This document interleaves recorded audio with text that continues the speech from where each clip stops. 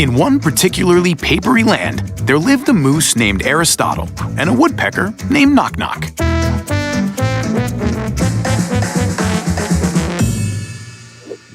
One morning, the friends were having their breakfast and drinking their ink tea, as usual. Be very careful today, Ari, because it's Friday the 13th, and something terrible can happen at any second. That's already happening, Knock. You're saying terrible nonsense. At that moment, a raven flew over the friends' little house. He brought the newspaper where all of the paper news was printed. Okay, let's take a look. Yep, just like I said. What did I say, Ari? Read! It says that today, on Friday the 13th, at 13:13 o'clock, at Rotten Swamp Street number 13, the Paperland Ghosts will have their meeting. Sounds strange because everyone knows that ghosts don't exist. But they do on Friday the 13th. Well, my friend, I say we go there and check it out. Almost all of the Paperland inhabitants gathered by the rotten swamp at the appointed time. There can't be any ghosts, some of them said. Of course not, the others agreed with them. But they were afraid to come any closer. Quiet! It seems that it's begun! Everything is very simple. Someone's just staggering around covered in a sheet. And now flying in the air like a real-life ghost! Knock, but this is impossible since ghosts don't exist. Oh, not today, Ari. We need to act paperfully. The most important thing is to approach a ghost and try to remain unnoticed. Knock, please be careful. Oh, no. But suddenly, the paper tent wall had been torn, and the raven flew out of it. "Help! A ghost!" yelled the raven. Don't be afraid, my friend, because ghosts do not exist. Everybody knows this to be true. Well, I don't get it, Ari. Where did this raven come from? Hey, where's my ghost? 'Cause, well, I don't see it anywhere.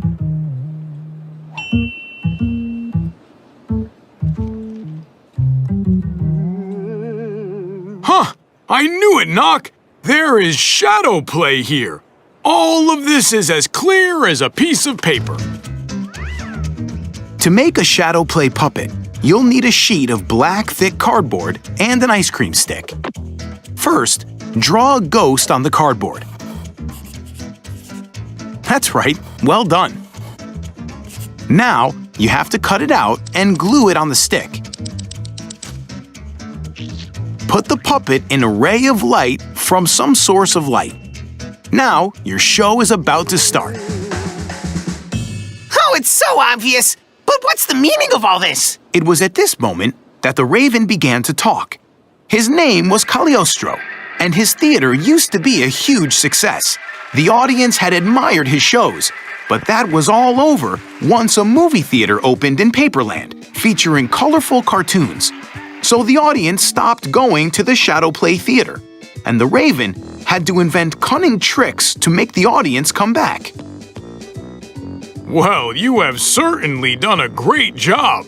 Oh, yes! The show was stunningly terrible. I mean, terribly stunning. Well, you get it.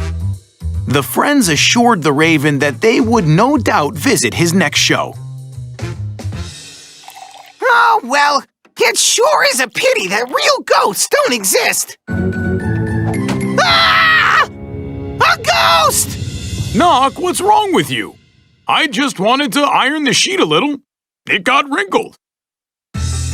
It was in this way that our story that happened on Friday the 13th, Paperfully Folded Up. You'll learn what happened in Paperland after that the next time, so don't go too far away. In one particularly papery land, there lived a moose named Aristotle and a woodpecker named Knock Knock.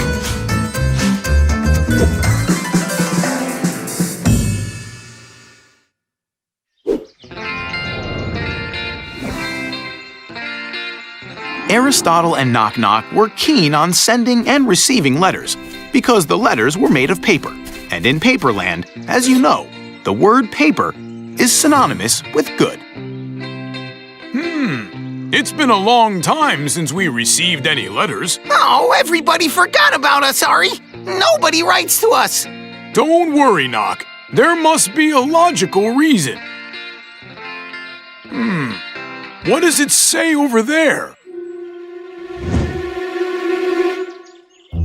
This is... Whoa! It's our address! Paper Street, Building 1. Somebody's turned our address plate upside down! You see, there's the solution. We get no letters because the postman can't find our address. Why don't we just wait here for the postman?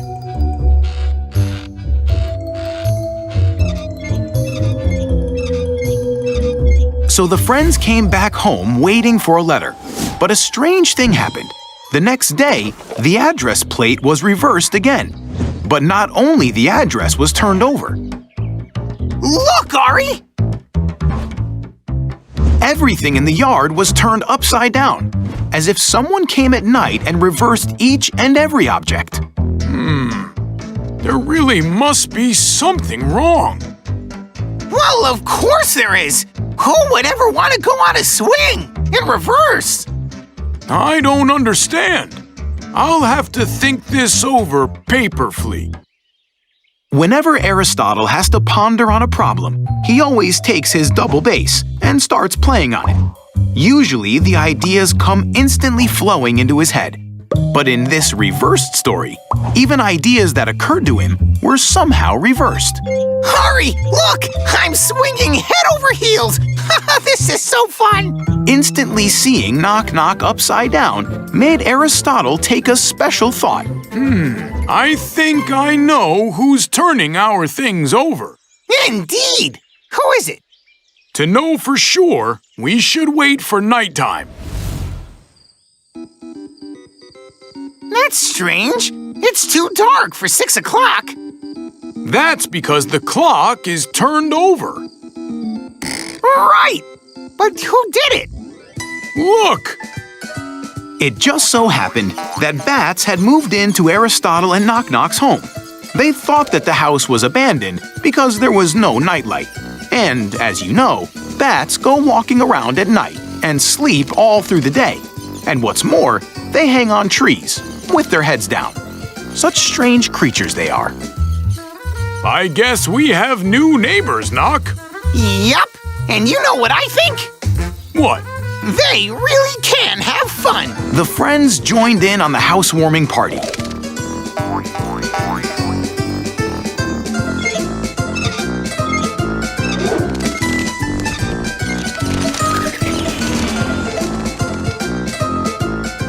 How to make a paper bat. Take a piece of paper, fold one corner down, and cut away the extra to make a square. Take a square piece of paper and fold it from corner to corner. That's it. Now, bend half of it into a triangle so that the end protracts. This will be the bat's tail. Now, twist the wings in a zigzag here and there. Amazing! Reverse the sheet, and now bend the upper part towards the center. A bat face will emerge. The next day, Aristotle and Knock Knock made every effort to make sure that the new occupants felt at home. Excellent! It's ready! Now the guests can find your address too, and we'll be receiving letters again. The bats thanked Aristotle and Knock Knock for their hospitality and flew away to get some sleep, as it was quite late now, 2 o'clock in the afternoon. Or no, 2 in the morning. Or still in the afternoon. Sorry, I'm a little mixed up now. In one particularly papery land, there lived a moose named Aristotle and a woodpecker named Knock Knock. One day, Knock came up with an idea to lay out a flower bed in front of their house. Ari, here I have tulips, here petunias, and this is where paper bellflowers grow. See? Nope, Knock, I don't. Maybe these are invisible paper bellflowers. Ari, you don't have a clue about paper botany. Tomorrow morning, this whole bed will be blossoming with flowers. You've been telling me this for a week already, Knock. What if the flowers never come up? A weed plant! First thing in the morning, Knock dashed outside to check on his flower bed. Hearts and flowers in gardens of ours. Hooray! Ari, come over here quick! Well, what did I tell you? Huh, Ari?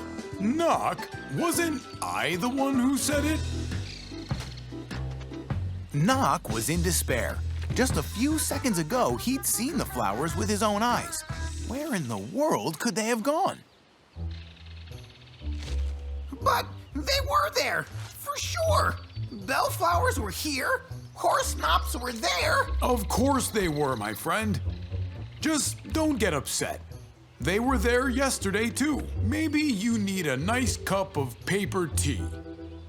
Oh, I must find my little flowers. Maybe someone has stolen them.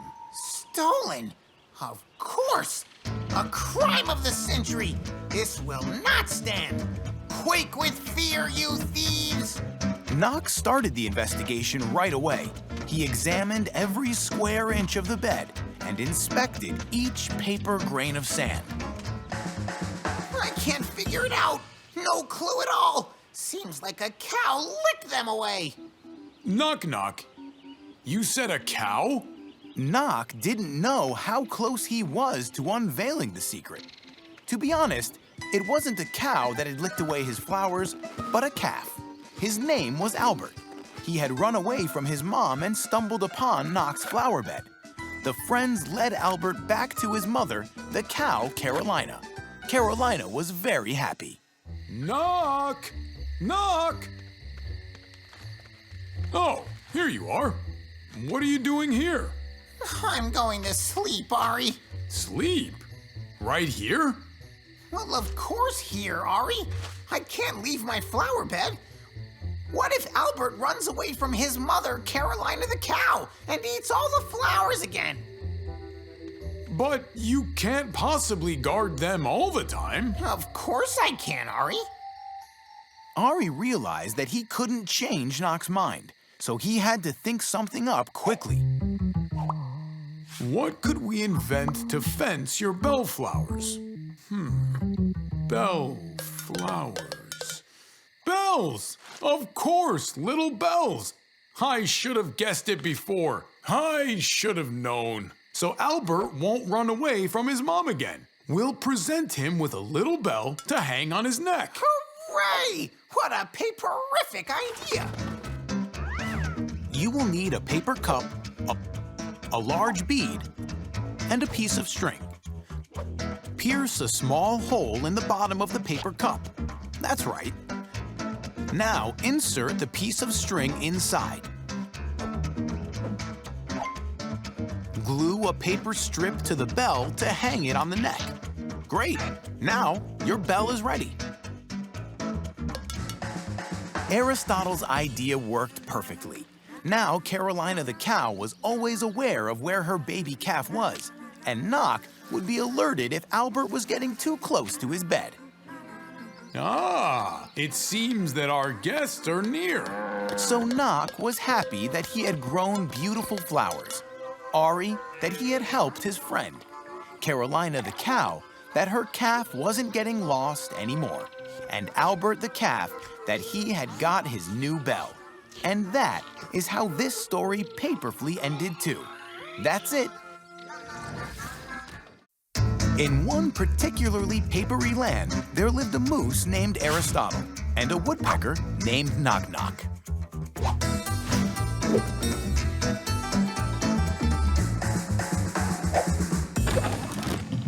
One day, Aristotle and Knock Knock were going over some old paper books, and they found The Bird Guidebook. Ari, what's a bird guidebook? Knock, a bird guidebook is a guide to birds. This is a kind of game book. Here, they collect all the different birds in the papery forest. You're supposed to find the birds in the forest and then check them off in the book so that they're all present and accounted for. Ari, what are we waiting for? Grab the binoculars and let's go! Knock Knock and Aristotle didn't hesitate. They packed their backpack and started off right away. What a paperific place! Let's start here. Jays? Swans? Wood grouses? Nope. Hawks? Ostriches? Knock knock, nobody's here. It seems they've all flown away somewhere. That's crazy! Birds aren't supposed to! How can we possibly count them all if they don't sit peacefully on the branches? My dear friend, maybe we should lure them out somehow. Ari, you're a genius! We need a bird who will walk on the lawn. Then the other birds will see that there's a bird on the lawn and won't be afraid of us. But how do we get a bird? Knock, I think I have an idea. Knock knock, how about this? Do I look like a bird? Exactly like an ostrich! See?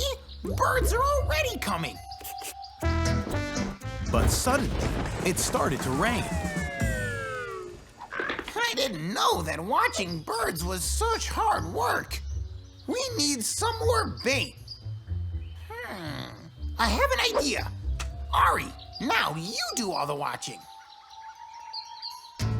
Look at me. I'm a yummy worm. Fly to me, birds. I'm a tasty king-sized worm. Oversized and delicious.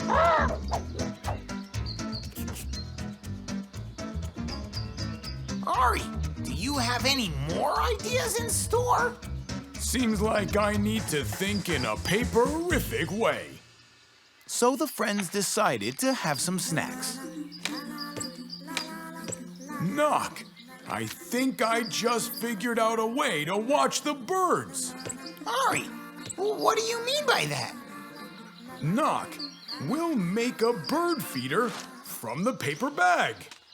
Hooray! What a paperific idea! Take a paper bag from a juice or milk carton. Cut a hole in one of the walls. That's it. Fix a handle on top to hang the feeder by. Decorate the workpiece with some fun drawings and add some food inside. It'll be the bait for the forest birds. And now, you're ready. The paper feeder had attracted all the birds in the papery forest. Ari, can you believe it? In the bird guidebook, it clearly stated that the best way to watch birds is near the feeders. That's where most of them are. See how useful it is to know a lot and be skillful? Yep, Ari, but you see, there's a problem. What is it, Knock? One bird is still missing. I can't find it anywhere. It's called a woodpecker. When was the last time you looked in a mirror, my friend? Of course. Aristotle and Knock Knock had found a way to know who inhabited the papery forest. And for you, dear friends, it will be very fruitful to walk around in the nearest park and discover some beautiful birds who live there. Try this, especially because this story has already ended, and very paperfully as usual. We'll see you next paper time. In one particularly papery land, there lived a moose named Aristotle and a woodpecker named Knock Knock. One paper autumn day, Knock decided to go mushrooming in the forest. Oh, bless you, Ari. Do you remember that today we're planning to go mushroom hunting? I'm afraid I can't keep you company. I have it in my chest. In your chest? How is it? You mean you've picked them up already? Without me? Nope. I have a cold in my chest. I'm sick. Oh, I see. Bless you. That's why your voice is so strange. But don't worry, it's a piece of paper. I'm gonna get you on your feet right away. My grandpa gave me a recipe of a wonder brew. It contains 148 paper herbs and heals all the diseases on the face of the earth. All I need to do is just pick up the herbs. But it won't take long. I'll be back in a jiff.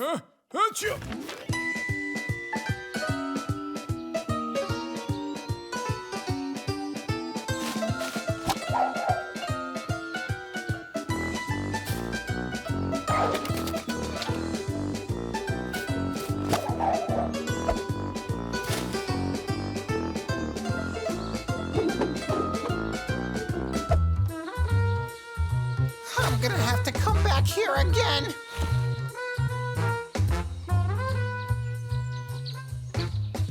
However, Knock had to return to the forest not once again, but 148 times again, because just that many herbs were required to make the Wonder Brew, according to his great-grandpa's recipe. Buds of swampy recoverus, roots of springtime stop sneezia, leaves of good healthia, fleus expellus, and berries of self-treatmentia.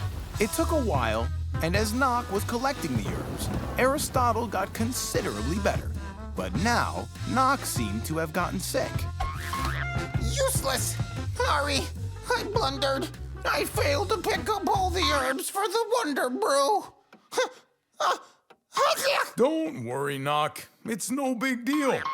I've almost fully recovered, and I can cook the brew instead of you. You better get into bed. Okay, what's left here?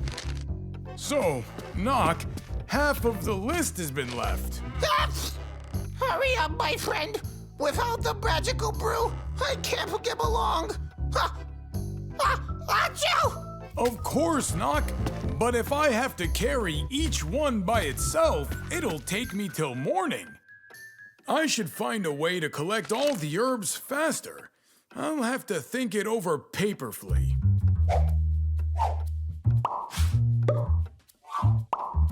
I've got it! We'll weave a paper basket. With it, I can bring home all of the herbs from your list all at once. Hooray! What a paperific idea! First off, let's cut strips out of thick paper. That's it. We'll use the strips to weave the bottom of our basket. Very good. Now bend the strips upwards and smear glue on them. These are the basket walls. Weave the walls and bend the ends together. Glue the handle, and our basket is ready. Ari took the basket and went for the herbs into the forest. Very soon, the Wonder Brew was ready. Knock, it's all ready. I've cooked the brew strictly according to the recipe. The charm-like brew immediately put Knock back on his feet. Hooray! I'm as strong as an ox again. I mean, as a moose. That's meaning like the woodpecker. Thanks, my friend. Don't mention it, Knock. So what did you say was in our plan today? Running cold. I mean, running boldly for the mushrooms to the forest. Knock and Ari took the new basket and went with it into the forest. There, they picked many paper mushrooms and paper berries. And this is how our story paperfully ended. We'll see you next paper time. In one particularly papery land, there lived a moose named Aristotle and a woodpecker named Knock Knock. One warm summer day, the friends settled on the lawn beside their house to lounge in the wonderful rays of the paper sun. Ari, what are you reading? Knock, I'm reading a very entertaining detective story. Detective? That sure does sound like something yummy. Oh, Knock, I think you might just be a little hungry. Yep, Ari. I wouldn't mind a snack or two. Just look at how ripe these cherries are.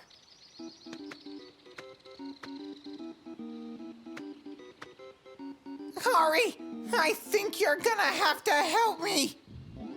But paper mooses don't climb trees. Though paper mooses can definitely bring a ladder. Well, what, did paper woodpeckers forget how to fly? As a matter of fact, what cherries are we talking about? Pop my paper eyes out. It can't be true. But it was. Or more specifically, it wasn't. All the cherries had disappeared. Okay, let's think rationally. There were cherries, yes. Now they're gone, yes. Therefore, they have... What? Ari, are you listening to me? They were, but now they're gone for good. Sorry, Knock, but this detective's already on the case. Already on the case? How did he do that? He took fingerprints, found the traces, and examined the witnesses. But Knock wasn't listening to what Ari was saying. He was imagining himself as the greatest detective ever. Looking at the clues, a whole gang of robbers operated here. Knock, these are our own tracks. Our own? But there aren't anyone else's footprints. Ari, I'm in despair. Well, that's not gonna help anything. Try asking some witnesses. Maybe someone saw something. At that moment, the friends saw a lizard who was lounging in the sun nearby, and Knock rushed to examine the witness. Excuse me, Mr. Lizard. I'd like to take a moment of your time to ask some questions. But apparently the witness wasn't going to answer any questions. Please stop. Don't run. Freeze! The witness had disappeared, but then Knock caught a glimpse of another lizard. Maybe this one knew something. Excuse me, may I ask you, are they all conspiring or what? Knock met a few more lizards, but all of them disappeared without a trace. The investigation was at risk. Hurry, nothing's worked out. I failed to examine a single witness. And one more thing, our forest is crawling with multicolored lizards. Ari, maybe I've been overheated in the sun. What did you say? Multicolored? Well, of course. It's all as simple as a piece of paper. See, there was only one single lizard who could change colors, and his name is Chameleon. But these chameleons couldn't have stolen our cherries. There's no traces of them under the tree. This is elementary, Knock. Chameleons' tongues are so long that they can pick up berries from any distance. Hooray! How paperific! The crime of the century's been solved! To make up a chameleon-like tongue, take a strip of paper, fold it, and glue the seam properly. That's it. Roll the tongue up and fix it with an elastic and leave it for a couple of hours. Very good. Then remove the elastic and the chameleon's tongue is ready. Fortunately, another cherry tree was growing on the lawn, and the chameleon's tongue came in handy at the right moment. And the chameleon himself stopped running around to happily participate in the harvesting. And this is how our detective story, Paper Flea, ended. We'll see you next paper time. In one particularly papery land, there lived a moose named Aristotle and a woodpecker named Knock Knock. Once, in the fresh winter morning, there was an early snowfall in the papery forest. Knock Knock, just look! This is the first snow! First snow? Ari, so when should we expect the second one? Here it comes! All at once, the second, the third, and even the fourth snow began to fall from the sky. A true snowy winter had come.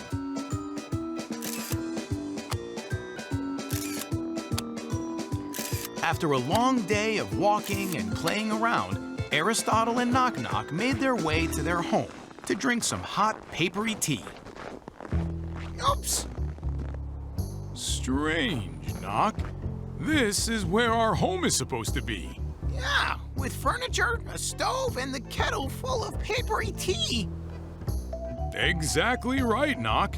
We could not have lost our way.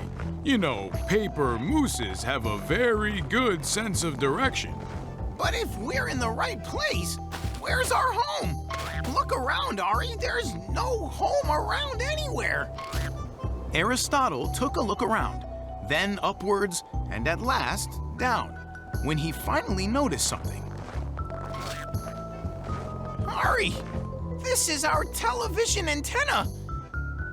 It's supposed to be resting on the house's roof. Knock, it's still on the roof of our home. Ari, did snow cover our entire home? It's much worse than that, Knock. Snow has overwhelmed our entire forest. Without delay, Aristotle and Knock Knock had to come up with an idea of how to remove the snow. It seemed that it had been snowing too much. It's time to do something paperful. Ari, we should carry all the snow over from here to there.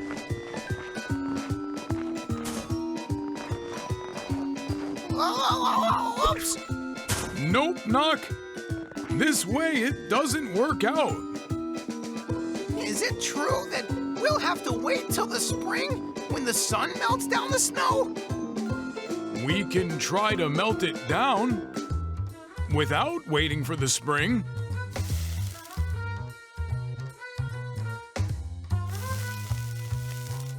No, Ari, it won't do like that. And it's still snowing. The snow in the papery forest just wasn't going to stop. It kept falling on and on everything. Oh, I wish that just as it falls, it would cut up and go away on its own. What did you say, Knock? Go away on its own? Knock, this is a paperful idea. The snow must go away on its own. Its own? But it doesn't have legs. Right, Knock. The snow doesn't have legs, but we will make them up. We'll make a snowman. Hooray! How paperful! Cut out some strips of paper. Glue the strips into several uniform rings. Insert the rings one into another to obtain a ball and fix them together with glue. Now, make another ball of a smaller size. Glue the balls to each other. Draw eyes and glue a carrot nose. Glue arms and a scarf. Wonderful! The snowman is ready.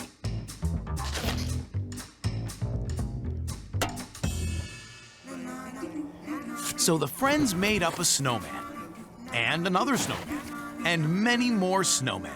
And these snowmen went over to their motherland, the faraway and cold paperarctic. Ari, what fun work it was to invent and make up snowmen from the snow. But what if it rains? What should we do then? Make rain men? Don't worry, my dear friend. We'll come up with something paperful. That's for sure. And this is how our story paperfully ended. Aristotle and Knock Knock found the solution of how to get rid of the unwanted snow. And now you know too what to do if your home gets drowned in snow. See you next paper time. In one particularly papery land, there lived a moose named Aristotle and a woodpecker named Knock Knock. One rainy autumn day, the friends were staying home, waiting for the weather to become nice enough. Well, that is, paperful.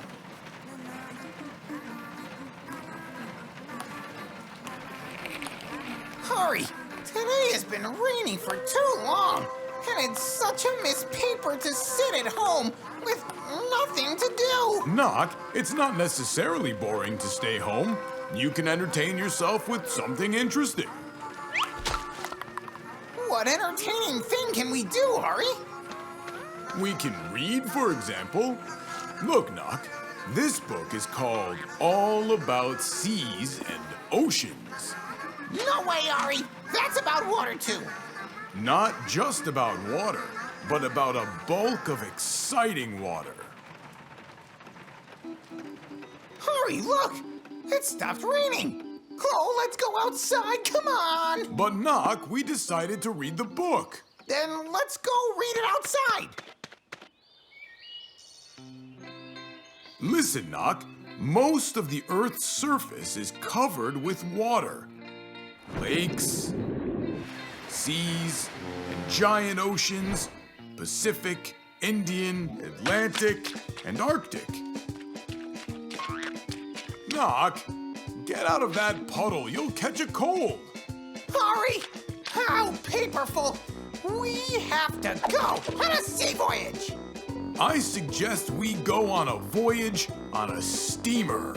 On a steamer? Let's go pack all of our things! It's going to be our great sea odyssey. And now, we need to go to bed to make tomorrow come as soon as possible. Soon arrived the day of the big voyage. Knock, wake up! Hurry!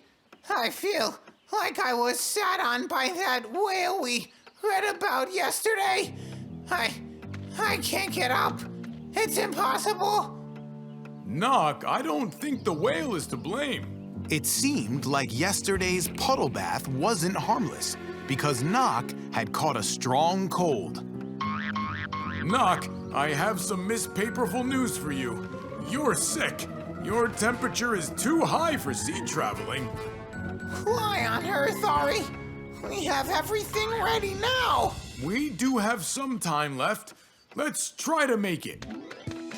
Aristotle really wanted Knock Knock to recover faster, so he tried to help him with all his skills and knowledge.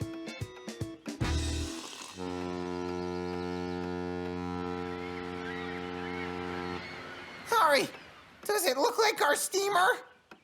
It seems so. Oh, what a miss paper. I haven't had a chance to see the ocean yet. Knock Knock felt very upset. The big ocean voyage was still only a part of a dream. To make Knock Knock a little more joyful, Aristotle decided to play his double bass for him.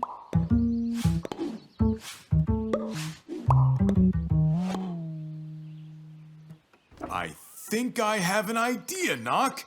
Don't be disappointed that we haven't had a chance to see the ocean yet. I'm gonna present you with a small part of it. A small ocean? Yes, Knock will build an aquarium. Cut out the middle part of a paper plate, leaving only the edges, and cover it with transparent film, like this.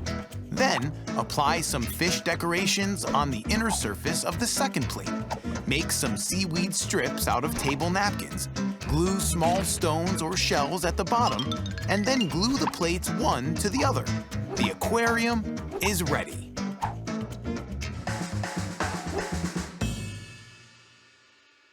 Ari, this is the real ocean, with fish and seaweed and shells. Yes, and also note, my friend, how easy the ocean can be put upon our table. Thanks to the imagination of Aristotle, the friends were able to see the ocean without even stepping out of their home. And that is how this story paperfully ended. We'll see you next paper time. In one particularly papery land, there lived a moose named Aristotle and a woodpecker named Knock Knock. One warm paper afternoon, the friends were reading the novel about the brave cavalier Don Quixote. And then the brave cavalier defeated the monster and set the fair lady free. The end. Defeated the monster and set the fair lady free. Ah, Ari, I got it. I want to become a brave cavalier too. Okay, wait a minute. Look, Ari, do I look like the brave cavalier, Knock Quixote? Sure, Knock. But to become a real brave cavalier, you need... A stunning helmet like this? Sure, Knock, but you also need... This amazing paper sword I have. Yes, Knock. But to become the real brave cavalier, it's not enough to have a helmet and a sword. The most important thing is... Wait, Ari, don't tell me. Let me guess. A saber. A handgun. No, a nun. An airplane. No! Not at all, Knock. I got it. Ari, as always, you're right. Yoo-hoo! A real brave cavalier surely needs a horse. Knock, I meant that a real brave cavalier must perform deeds of bravery. How paperful, Ari. Go ahead. The deeds are waiting for us. Before they would begin performing true deeds of bravery, the friends decided to exercise a little. Straight ahead, my daring horse. Move it.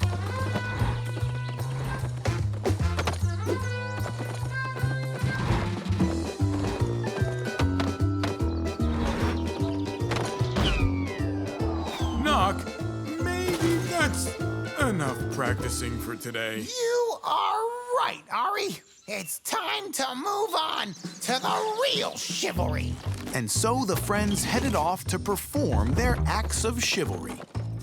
What do you think, Ari? Do any dragons live here? I hope they don't, but still, maybe we shouldn't go in there. Ari, real cavaliers aren't afraid of danger. Move it! Giddy up! Ha-ha! Knock decided that it was time now to perform the first act of chivalry. That is, rescue the fair lady.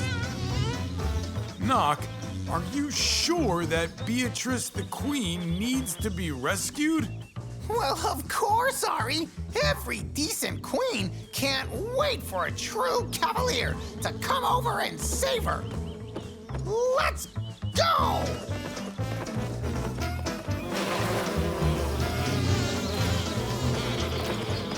The friends had a little rest from all of the chivalry and were ready to go on again. Seems like they're gone. Well, let's relax and drink a cup of paper tea. Sounds good, Ari. We'll drink a cup of tea and continue performing chivalry with a renewed vigor. Knock, I have an idea. A persistent cavalier like you should have an equally persistent horse. A terrific idea, Ari. Take a piece of paper and make a drawing of a rocking horse on it. Now, glue the pattern on thick cardboard and cut it out. Beautiful. Now fold the cardboard along the crease edges and your rocking horse is ready. Let me introduce you to Musanante. It'll be your faithful companion in your adventures. And I will stay home and write a book about chivalries of the brave Knock Quixote. Well, I've got a ride. Go ahead, Musanante. And so Knock Quixote went out for many adventures and performed many deeds. And this is how our story paperfully ended. But still to this day in the papery forests, they're telling legends about the brave cavalier Knock Quixote and his faithful horse Musanante. Sante. We'll see you next paper time. In one particularly papery land, there lived a moose named Aristotle and a woodpecker named Knock Knock.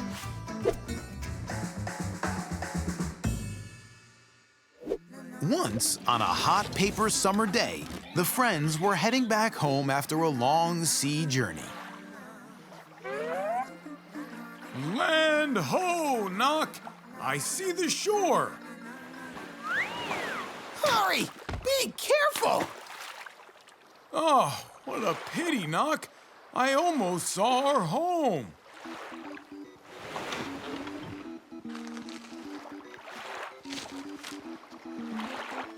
All at once, a sea star appeared on the deck.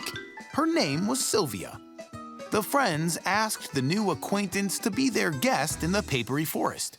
They also told her, amusingly, how to distinguish sea from the land. A walk through the forest turned out to be very eventful, so the friends were fast asleep. All except... Oh, Sylvia, I almost forgot to tell you one more interesting thing about living on firm ground. There's a custom we have of sleeping at night. But if you can't, then I know a paperific and well-documented method. Composer Aristotle, Paper Lullaby.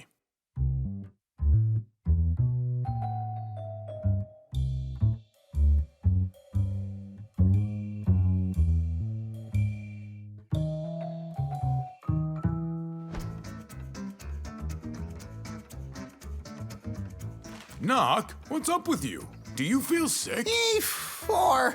You hit me. Sylvia explained that Knock was fast asleep. She had just taught him a game called Battleship, and they had been playing the whole night through. But why at night? This is so unpaperful. Maybe because stars don't sleep at night. Sorry. Well, only those in the heavens, my friend, not sea stars. Sylvia said that she also wanted to fall asleep badly, but she felt like something was missing. Something is missing. See, perhaps? Sea. Well, I guess I have a special idea. What would you say now, Sylvia? Does it look like the sea?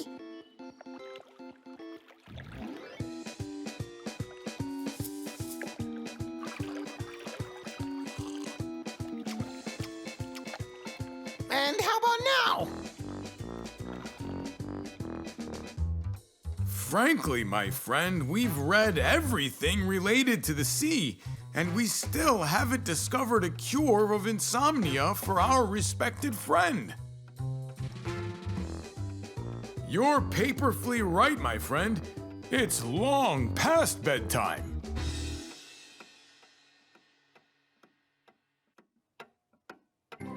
Knock, I think I understand. Sylvia misses the rocking of the sea. But what does sea rocking look like? A watch? No, Knock, a swing. We'll build a swing for Sylvia, and it'll help her sleep and dream. So, let's build a swing. First, fold a thick strip of cardboard into the letter N and glue it to a cardboard sheet. Cut out a seat made of cardboard and poke holes inside of it. Hang it to the stand with thick threads. And there you go. Your swing is ready. Rock-a-bye, rock-a-bye. You sleep tight. You sleep tight. Before too long, Sylvia was asleep, and the friends were off to hit their paper beds with relief. Oh, good paper night, Ari. And paperful dreams to you, my friend. So, the friends finally discovered how to cure insomnia for their new acquaintance, the sea star Sylvia. And Sylvia happened to learn a lot about the paperland and its paper inhabitants. And that is how our story Paperfully ended. We'll see you next paper time. In one particularly papery land, there lived a moose named Aristotle and a woodpecker named Knock Knock. One day, the friends came across an exciting and paperful book about a distant and cold land called Paperarctica. Just imagine, Knock. There aren't any flowers or bushes or trees in Paperarctica. What is there then, Ari? Only ice and snow. Loads of ice and loads of snow. The whole year round? All 365 days? That must be dull as dishwater. I don't think so, my friend, because you can't write such a heavy, paperful book about a dull place. Hurry! Look how many colors! And they're different as the seasons change. And what could be that interesting in Paperarctica? Instead of arguing, I think we should learn about it ourselves. Hooray! We are departing for some true paperful traveling. To Paperarctica! To Paperarctica! What is that, Ari? That wasn't in the book. That's not a what, but a who. And who is that who? I don't know. That penguin was Alf, and he was excited to show Aristotle and Knock Knock all the most interesting things about Paperarctica.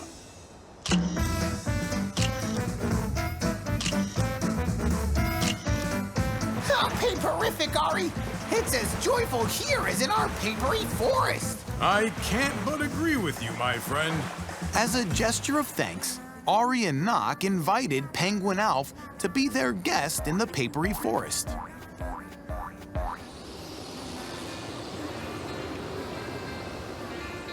And now, after a long way back home, it would be so nice to have some hot tea. With some warm cookies.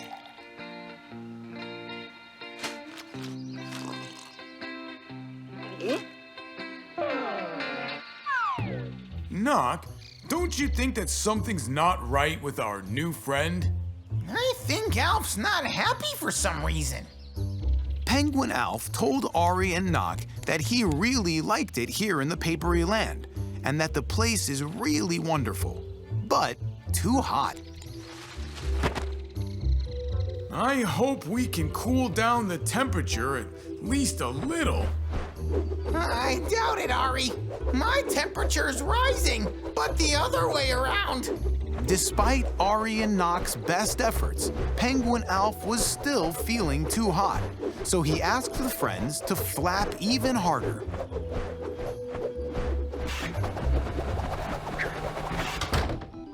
I don't want to upset you, Knock, but it seems like our friend took off like the wind.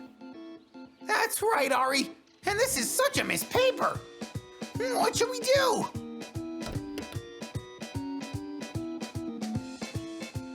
Dear Penguin Alf, I wouldn't recommend you sit inside the refrigerator, because over time you could turn into a block of ice. Eyes? You mean stars in the eyes? No, ice, like ice cream. Oh, Knock, this is exactly what we need. Hooray! Paperific! First off, let's make a cone. For that, draw lines on a sheet of paper lengthwise and broadwise. That's it. Then fold it with care into a cornet and fix it with glue. Excellent! Now, make up ice cream scoops. Crumple a napkin into a wad. Wrap around it multicolored threads and secure them onto the paper. Place the scoops of ice cream into the cone and glue. Very good. Your ice cream is ready.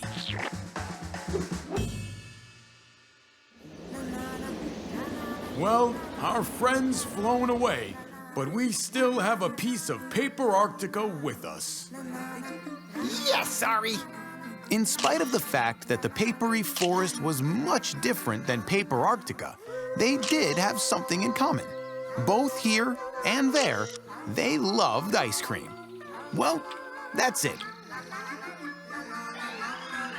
We'll see you next paper time. In one particularly papery land, there lived a moose named Aristotle and a woodpecker named Knock Knock. On one hot summer day, the friends came to the shore of the papery lake to catch some sun rays and rest from all of their household Knock, duties. it's such paperful weather today, isn't it? Absolutely true, Ari. The weather is the most paperful of all.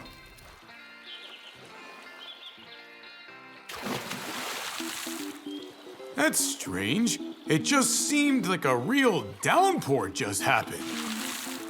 Ari, this is not a downpour. This is a real rowdiness.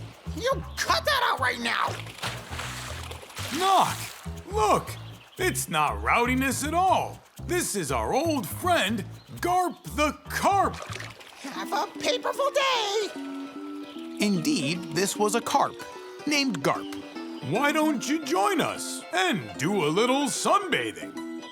The carp thanked the friends courteously, but retracted. Today was a special day. The carp's family got a bundle of joy. The whole 1,001 spawns were born.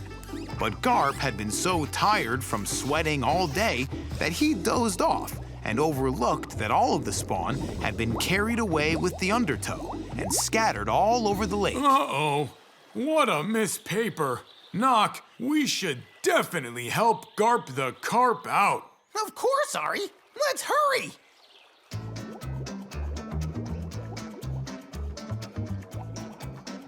They had discovered plenty of the spawn, but were all of them present? You see, there should have been exactly 1,001 spawn, and not a single spawn less. Okay, let's go to the shore now and start counting the spawn. Game on, Aristotle. Let's count.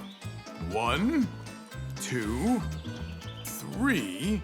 Knock, come help me. 4, 5, 6. 147, 148. Wrong, Ari. This one's already 150th. I've been following closely. The friends turned to Garp the Carp for clarification, but he just lifted his fins.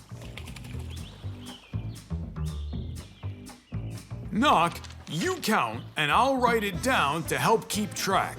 Start all over again.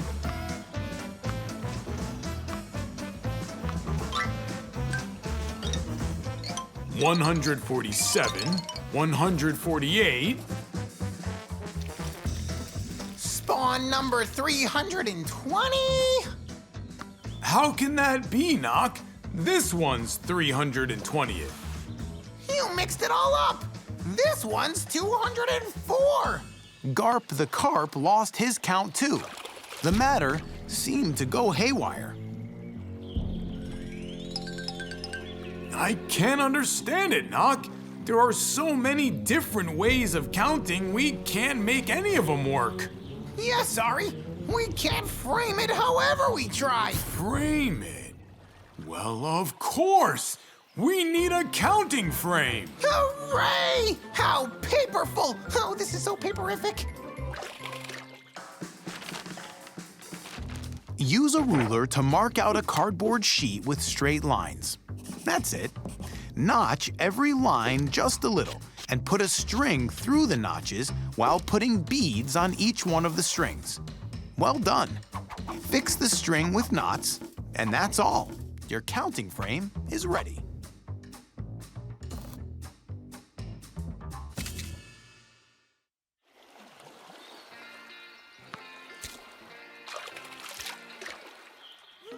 Have a paperful day, Garp.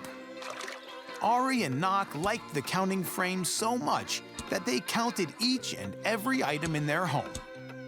What a useful device it is. A counting frame. And when the friends happened to be at the lake, they helped Garp the Carp keep an eye on the bigger carp kids. And sometimes even recounting them, because there were as many as 1,001 more, which is quite a number. We'll see you next paper time.